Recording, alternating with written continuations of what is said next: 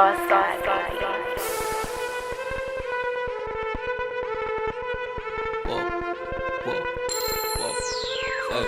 it don't feel like a regular day. It's 100 below in these streets that we playin'. I've been reserving my weekends for payment. They act like the terms that they speaking is lamest. Fuck them, they don't see the vision is pain. It's like fuck it, I need me a freak on the Caymans. I need at least like a G just for staying. And all of my brothers with me like the Wayans. Mafia status got hits on the Wayne. I said it, just know I ain't said it to say it. Come with. Welcome to another episode, webisode, or whatever type of soda, the Blue Report.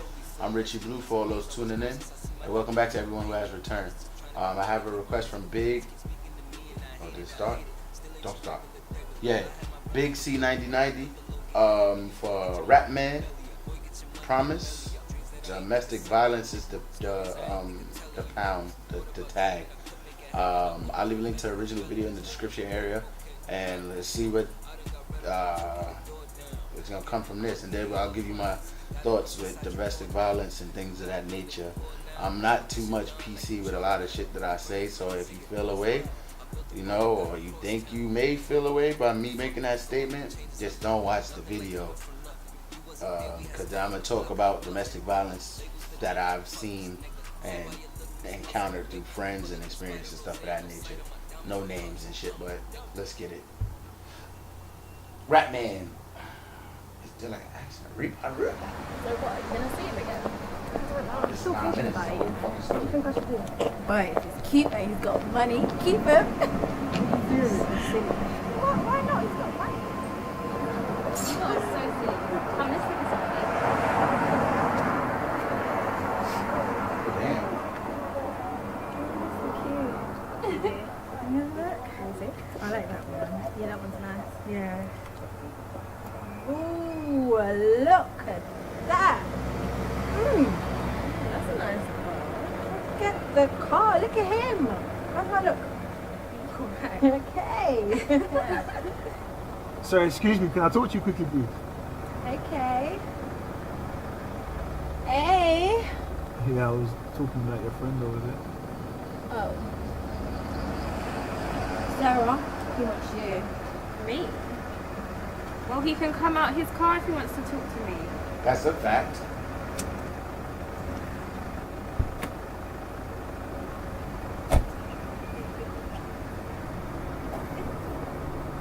What's your name? Sarah. Darren. You see the way my car's parked, I'll probably get a ticket, so can I take a number and call you later?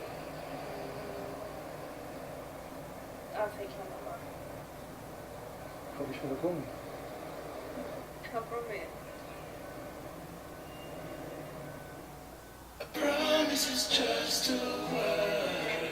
That's a fucking fact.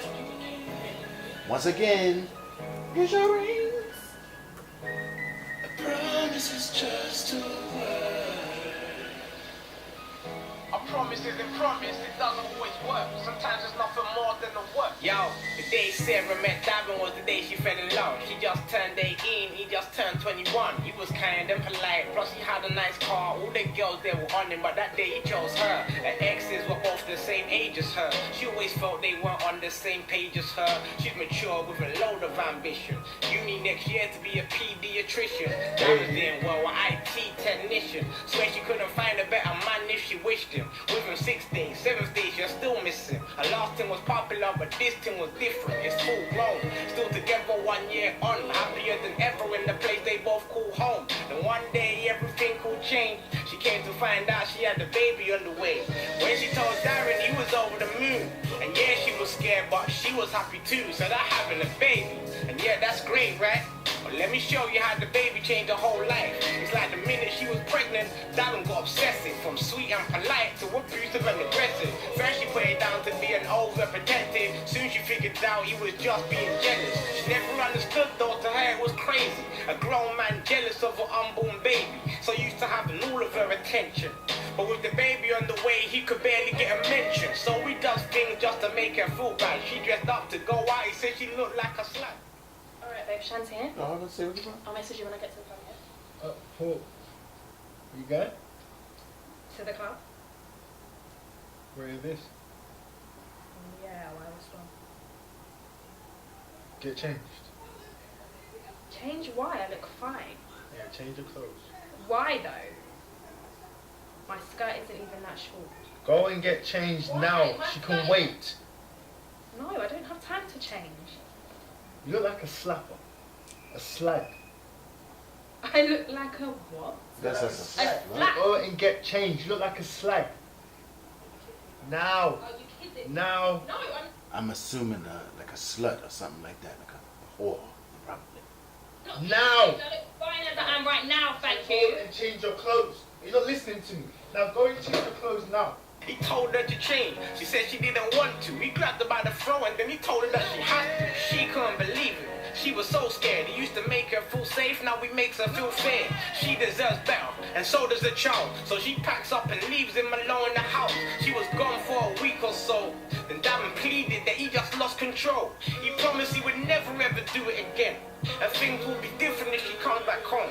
So she went back, and things were good. It didn't take long before it turned to bad. Wherever she went, he would have to go. And if he ever couldn't make it, always keeping the time. He liked to keep track of every move she made, who she spoke to and their names as well. And a phone call that wasn't nearly enough. She had to FaceTime so we could see for himself. But one day she took a walk to the shops. Her battery died with no place to charge it. Yeah, she tried to explain herself, but he was so mad he just couldn't see past it. He kept asking her where she was, and she kept saying that she went to the shops. But Diamond, man, he didn't believe it. He grabbed her by the throat, then it all kicked off. Then he grabbed her hair, then he smacked her face. Man, he hit her so hard that she fell to the ground. And then he slowly leaned over her body, and he continued to beat her down. By the time Diamond finally stopped, Sarah's face, that was a beaten mess. That was the day Sarah left the house, and she promised she would never step foot in again. 3 months on and 6 months pregnant. Sarah, she'd been living back home with her mum. But her mum works 55 hours a week, so more time she's alone with the bum. And Diamond's calling every day saying that he misses her. Flowers and excuses to apologize for hitting her. And even though she knows what he done was bad, she starts thinking it's her actions that made him mad. That maybe if she charged her phone, maybe if she stayed at home, like maybe if she didn't do what he would've liked, then maybe he would've kept control. Before Diamond started begging forgiveness, he went and told Sarah that she was a mess. He told her no guy wants a girl with a next man's kid and that she's worthless and born in bed. Them words there, they hurt more than a beating. All her insecurities were breaking through. Raising the baby alone in her mother's front room is not something she aspires to do. And she ain't even got friends she can open up to. A crazy ex-Diamond put an end to that. He told her that her best friend tried to make a move on him, and that she can't trust a girl like that. He could have been lying, but she believed it. She locked her friends off and now she's starting alone. She hates being lonely, man, it's making her sad. And she ain't really trying to bring a baby up on her own. Despite it all, she still loves Diamond. She knows it's not perfect, he's far from that. But this time he made a promise on their unborn child. It will be different if she takes him back. So she took the chance and she went back. It didn't matter that her mother didn't want her to go. She made her own choice and she's glad she did. Cause now things were even better than they were before. No more violence and no more abuse. There was nothing but love whenever he came home.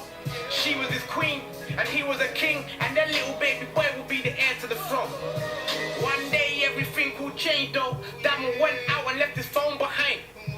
Now Sarah couldn't help herself, but she wasn't quite prepared for what she happened to find. It turned out that Diamond's been cheating, and not just now, but the whole of the time. See, that was that. Her bags were packed, cause she'd rather be alone than to live in a life. With her heart fully broken, she's ready to leave. And at the very same point, that's when he walks in. She confronts him straight and says her heart's in pain, and that she never in her life would have done that to him. Said it's not his fault, she should blame herself. It was our own risk to go and search his phone. She can't take no more and heads towards the door, but he blocks her in her path to stop letting her go. He told her that the day you was pregnant with my child, from that day there you belong to me. See, I allowed you to walk out them last 2 times, but this time I ain't letting you leave. She screamed out, Diamond, I hate you. She tried to push past him to get to the door, but Diamond didn't take too kindly. He grabbed her by the throat like he's done before. But this time Sarah, she fought back. Yeah, she tried her best to throw slaps and kicks, but all that did was add fuel to the fire, cause he responded with a tighter grip. Sarah couldn't fight no more. The grip was so strong, everything turned hazy. And with her last final inch of breath, she uttered the words, please don't hurt our baby. But Davin was in such a rage that he barely paid attention to the words she said. He couldn't believe it that she dared put her hands on him, so right now all he sees is red. With all of his strength, he was squeezing the neck. You would think he was trying to dislocate her head. He finally calmed down and put his hands down, but it was too late, cause Saya was dead.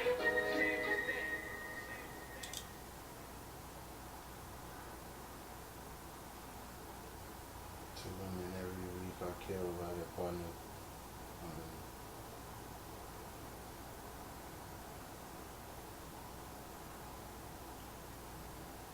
Yeah, call that number. Do that. One more. Stars. Boom. Sarah, you're fucking hot. You're hot as hell. It was Karis Weather. Aha. Social media. I'm gonna find you. Sarah's on point. Oh, stop. Silly me. That was Rapman Promise or whatever. I'm gonna speak on this. Domestic violence is a tricky subject and very shitty. Nobody should be getting their ass whooped. It happens to men as well.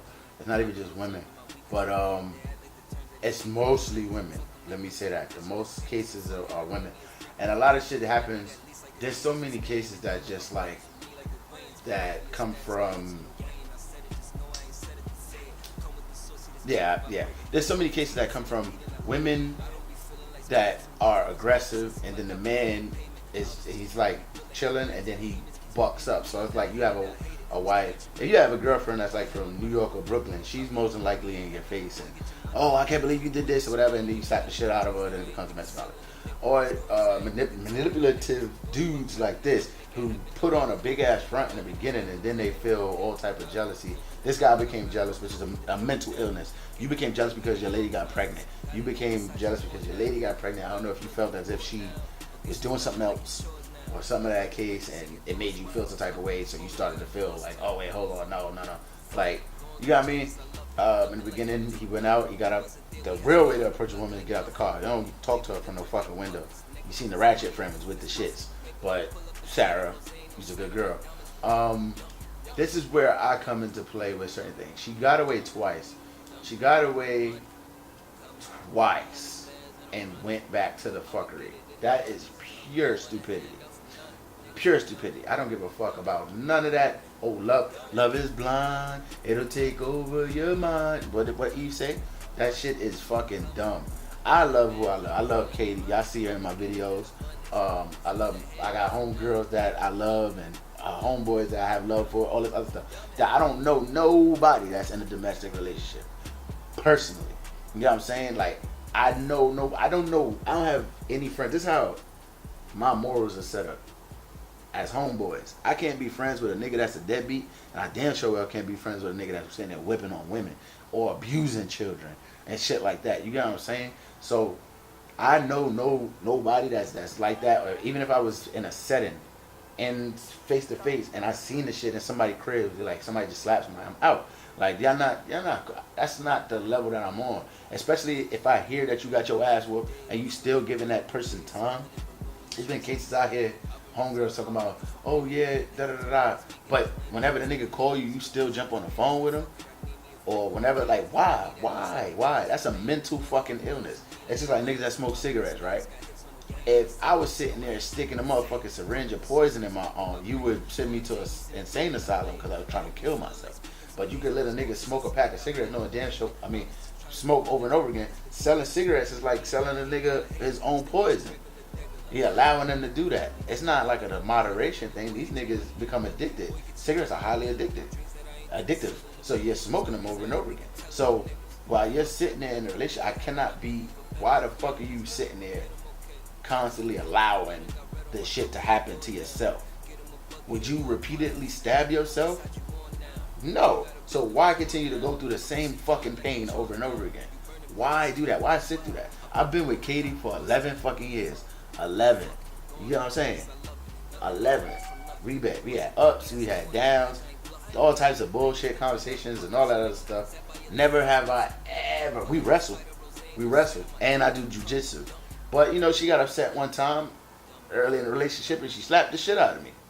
And you know what I did? I jumped the fuck up and I got up out of there. Cause I'm 200. Well, at the time I don't know what it was. I'm 200. She's like 1 something. If I really attack and hit her, she's going to fucking break. And my experiences in the field of dealing with what I used to deal with, I'm going to break her in half. It makes no sense to do that. Not only as a man, nobody should put their hands on nobody. Nobody should be putting their hands on nobody. It don't make it right because you 4'11" and a shorty or whatever. You going whatever.